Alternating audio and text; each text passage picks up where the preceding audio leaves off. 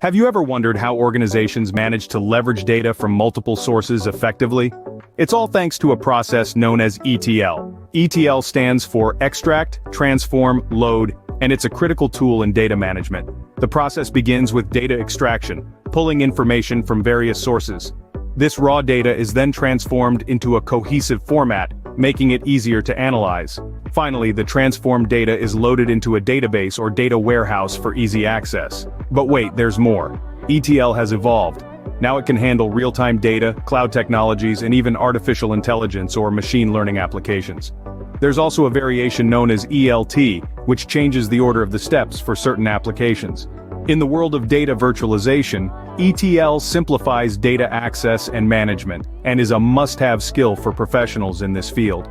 There are numerous free ETL tools available, each with its own strengths and weaknesses. Choosing the right one can make all the difference in effective data analysis and decision-making. To learn more about ETL, its applications, and the tools available, head over to justaitrends.com. Dive into the world of data management and gain valuable insights for your organization. Remember, in the age of information, knowledge is power.